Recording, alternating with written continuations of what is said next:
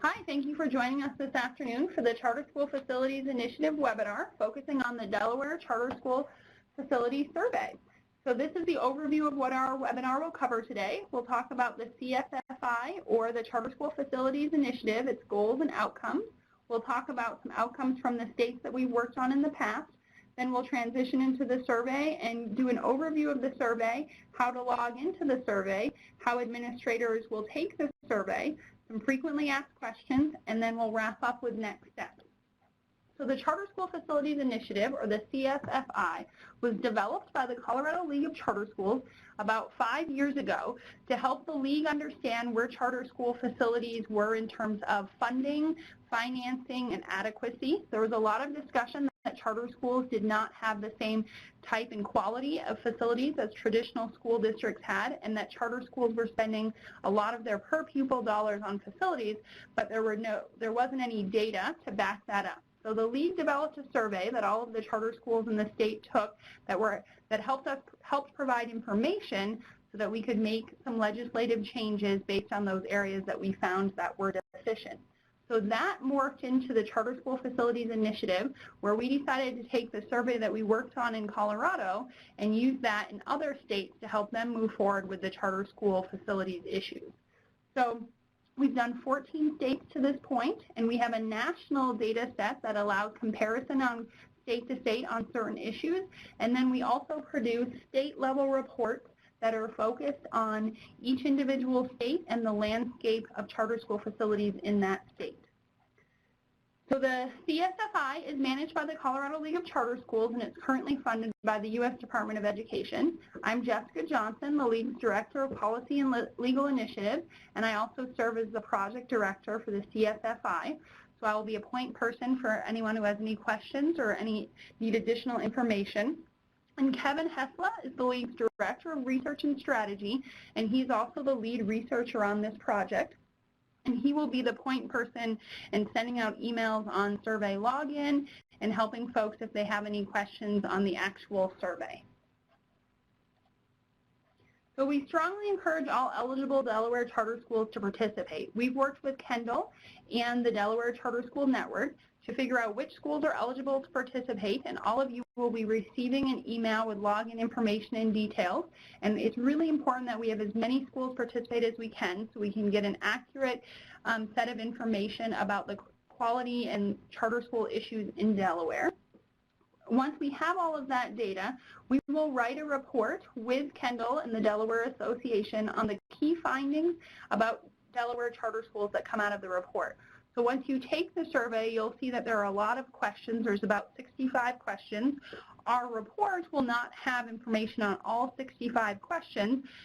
Kendall and we will pick out what information we think would be most relevant for the report, but you will have access to all of the answers on all 65 questions.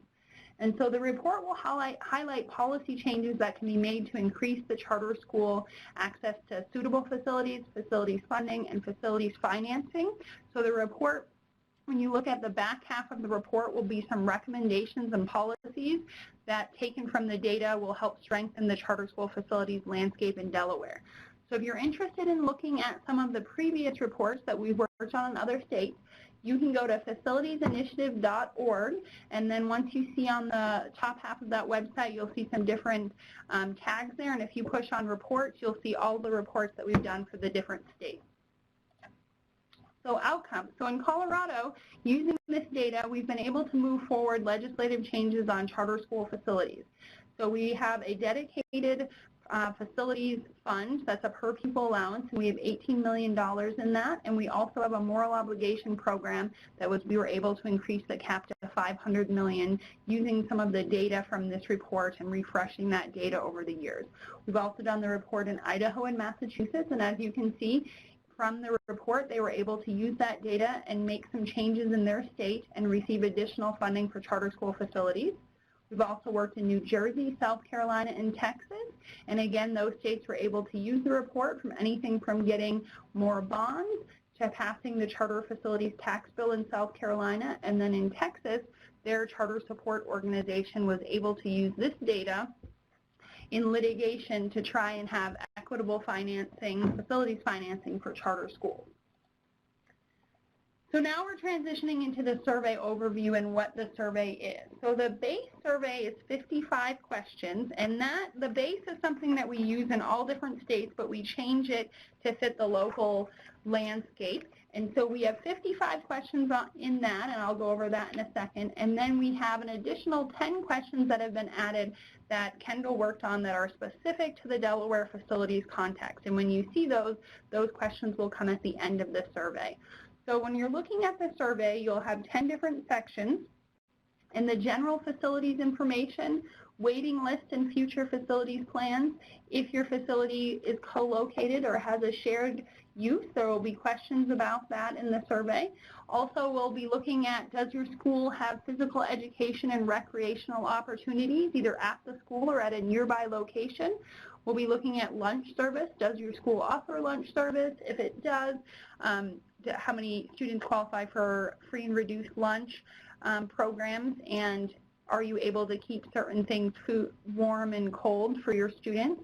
We'll look at use of district-owned facilities, what types of amenities and technology is used at your school, the physical and learning environment. We'll also look at the ownership and expenditures, so how much your school is spending per pupil on different facilities cost, and then who owns your facilities. And then we'll also be looking at facilities security and looking at the infrastructure on the facilities. So each of those sections has different questions within there. Some of those questions are yes or no questions. Some of those questions either ask you to put in a dollar amount or a number, or ask you to explain. And then some of those questions, if you answer no, there is skip logic, or answer yes, so you may or may not have to answer additional questions depending on your answer. So what we will do is, we have received a list of all of the eligible charter schools, your administrators. So everyone will receive an email from Kevin Hesla. So the email will come from his email address at Colorado League of Charter Schools. So please keep an eye out for that email. It'll give you information on how to log in to the survey. You'll follow that link in the email. And then under the school login window, which you'll see in a second, it says forget password option. You'll want to click on that, and then the system will send you an email with instructions on how to set and reset your password. We did that instead of automatically populating an email because we figure it's easier for people to remember if they set their own password and have some control over that. So as you can see, this is what it will look like. So when you got that email, you'll click on Forget Password, and then you'll receive an email and tell you how you can log in.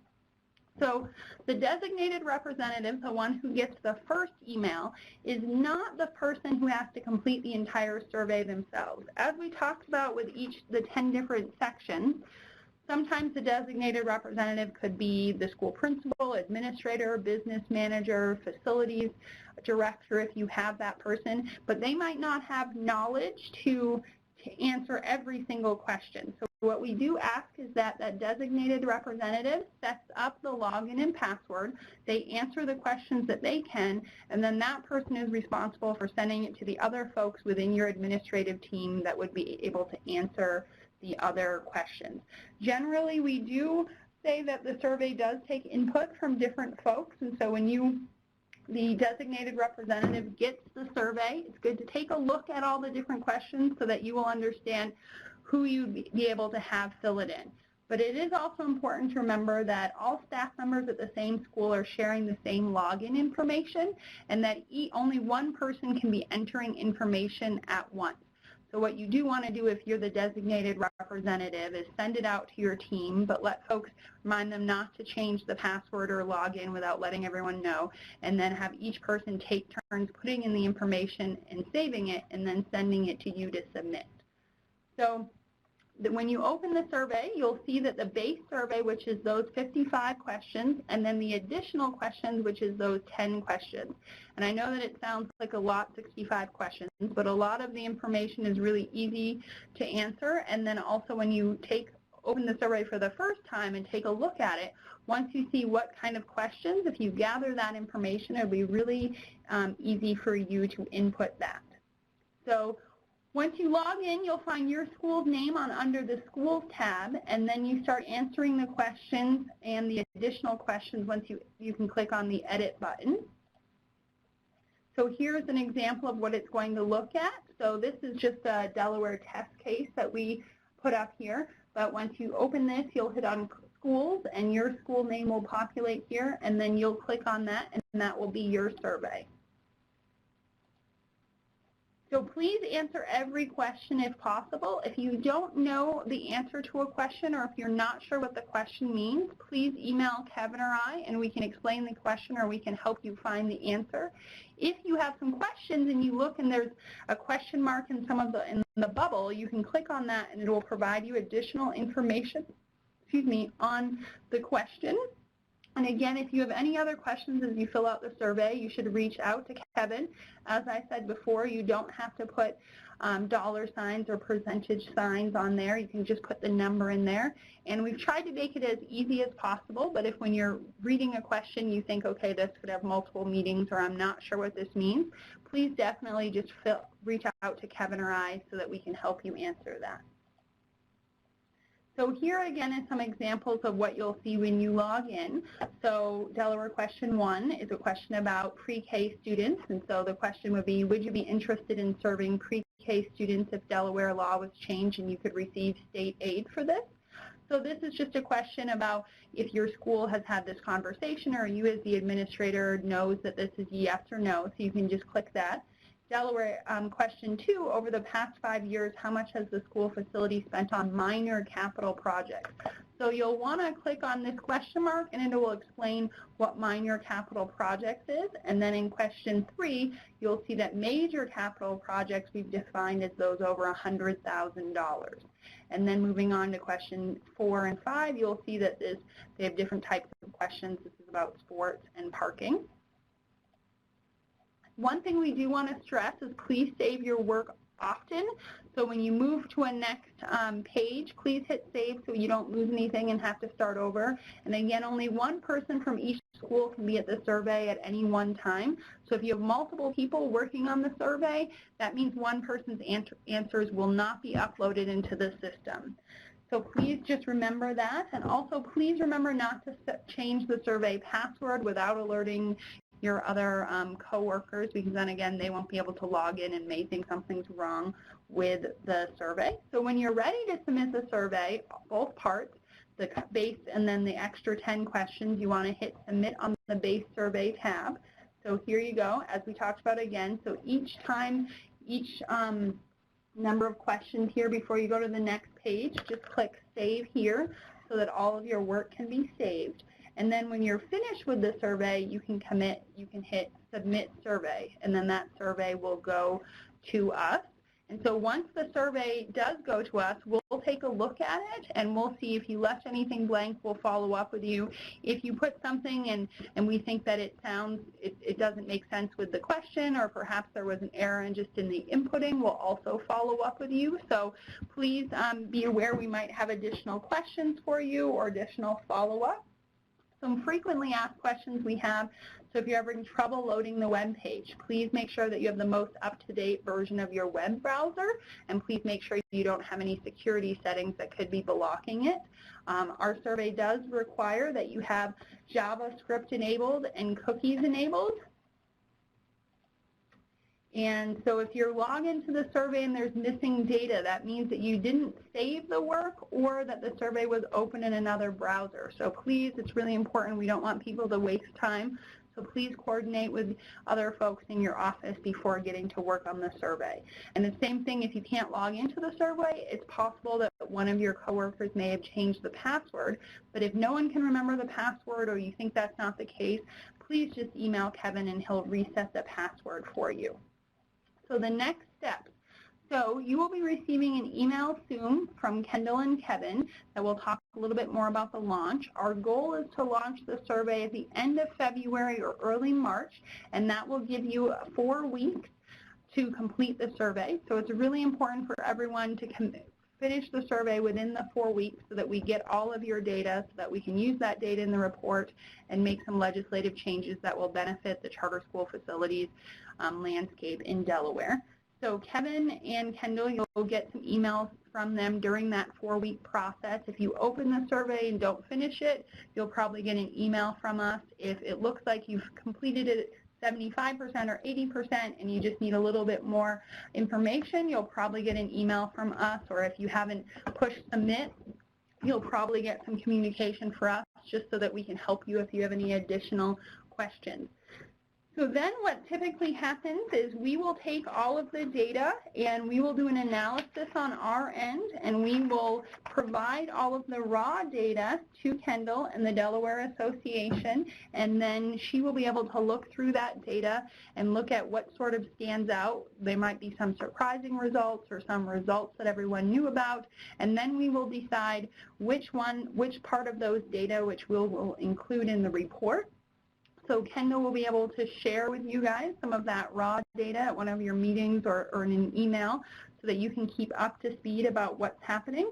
Then typically we were hoping to have a draft of the report by the end of June, and then that will be something that Kendall can circulate to those of you that might be on an advisory committee or might be interested in looking at the initial draft.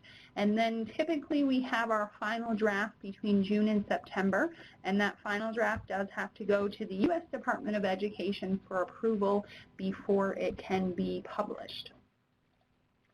So contacts, again, my name is Jessica Johnson and I'm the project director, so you can call me at 303-989-5356, or you can email me at jmjohnson@coloradoleague.org.